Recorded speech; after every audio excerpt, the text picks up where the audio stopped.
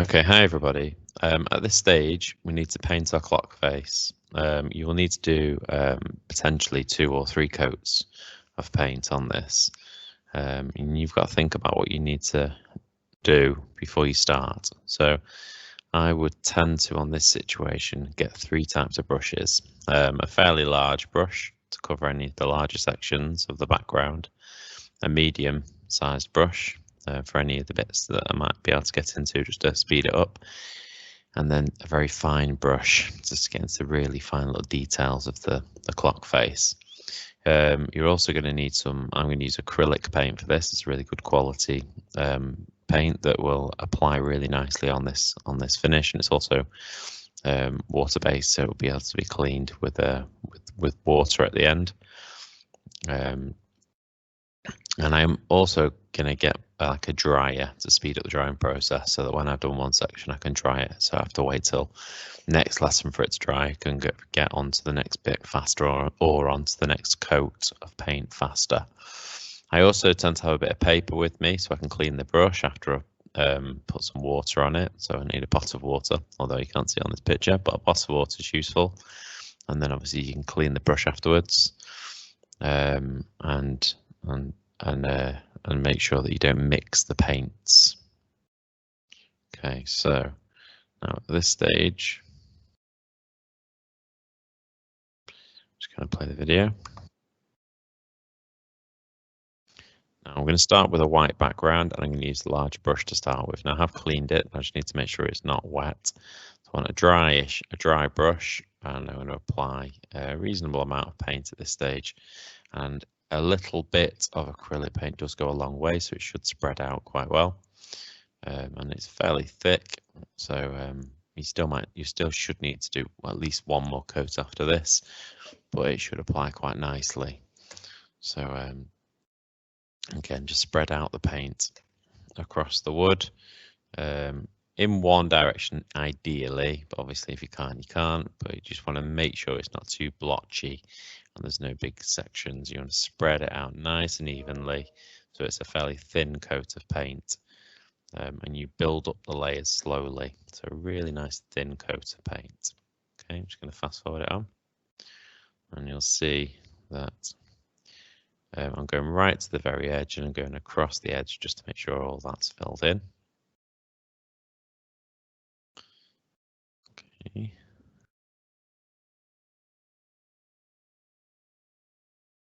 Okay, so I'm nearly done with the larger brush. I've pretty much covered all the sections that I need to. Just going over any sections that I think I needed to, that I've missed, or any bits that need to be a similar consistency. And then in a minute, I'm going to pick up the medium brush just to get into any of those little gaps I need to, I think would be better. Okay, just fast forward, there you go. So I picked up the medium brush, and the same thing applies. Now at this stage, I can then just get into smaller sections easier with this brush. I wouldn't have been able to get into very easily with the bigger brush. And I position my brush in the most appropriate angle for getting into all the different sections. You can see it's facing that way because I'm going down in that direction. And if I'm going across, I'll position it in that angle going across. So you've got to then just think about carefully how you position the brush so it's in the best position for smoothing down, for painting. Okay, I'm just going to fast forward it on again.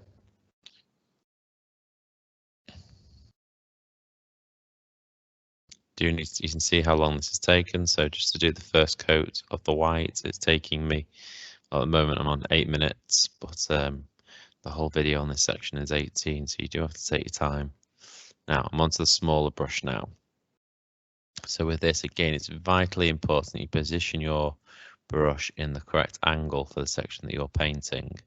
And to help, you can always rotate the clock face around to help put your brush in the most comfortable angle for what you need. So you can see you really need to just take your time at this stage. You can also do like a stippling effect where you just almost dab the paint on with the very tip if you've got to get into really tight little spaces. So it's just almost dabbing down to get into any bits. And you see I'm rotating the clock face around to get into the best position, what I need. And I'm only putting a fairly small amount of paint on the tip of the brush because I don't want it to be blotchy, but also because I want it to be, I would struggle to get into the really tiny bits if I had too much paint on the brush. You can see just working my way through it.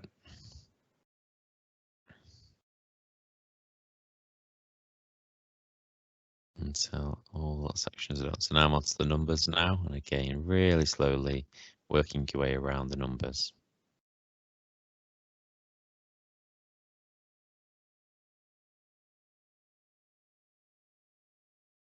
Okay, so you would have to do this twice if you wanted a really nice finish, at least to get to build up the layers until you get a really nice consistent layer of paint.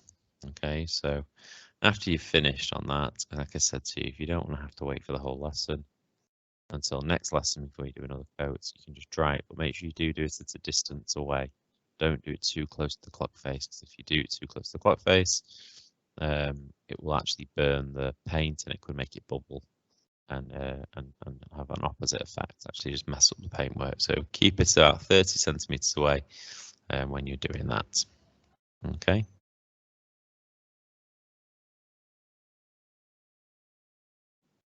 All right, so at this stage, I'm going to move on to the detail bits. So I'm going to use some black paint now, so I can paint in any of the numbers or anything else, or any of the writing or anything like that. And I'm using black mostly because it's a contrasting color, which means it's like an opposite to white. It will make the white stand. It'll make the white stand out more, and it'll make the black stand out more, so you'll be able to see it clearer. So it's a good idea to try and use opposite colors. Colors are nothing like each other. So for example, orange is a little bit like red because there is red in orange. So if you try and use a color where you know that there's no other color in it, such as there's no yellow in blue or there's no blue in yellow, so they're opposites. So you try and use contrasting colors as much as you can if you want the clock face to stand out. And again, it's all about positioning your brush in the correct angle for what it is that you need to for the section that you're painting. So you have to really think about carefully rotating the clock face around and carefully staying within the space. If you do go over the line, it's not the end of the world. Later on, you just have to go back and paint the white again, a couple of coats just to get it looking tidy again. But if you rush this bit, it will look messy and you will not get it right. So you need to really take your time to get this section perfect. If you really do struggle, then you could maybe stick the numbers on instead. So we could cut out some of the numbers with a laser cutter, and instead of actually painting them directly, you could paint them separately over on the table, and then you could stick them on later if you think that that might be useful to you. And same with the lettering, you could cut out the lettering separately on the laser cutter and then stick it on afterwards. Save you having to work or think too much at this stage about worrying about getting into the detail sections. You see the process just continues until all the detailed sections are painted.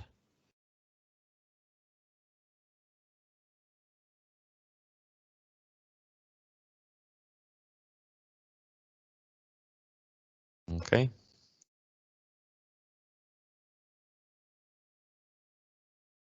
Now, at this stage, I'm going to do the edges of the clock. I don't want to see the edges looking messy, and obviously there's been a little bits of paint have gotten onto the edges.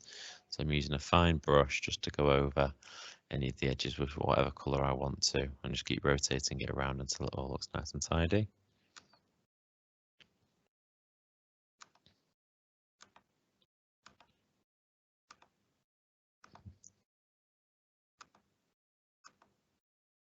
And this is, and you can see also I've already done the car design and the lettering in exactly the same way as discussed before with the numbers. So obviously just take your time to make sure it's all nice and tidy.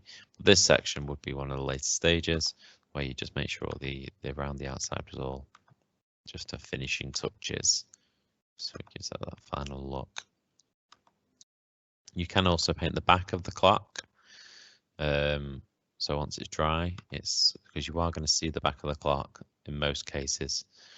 So it's worthwhile painting the black just so that it looks smart from the back as well as from the front, and it just gives it a professional feel to it. Okay, so again, just a nice thin, even coat with a bigger brush of whatever colour you think is appropriate for the back. All right, thank you for watching. Bye-bye.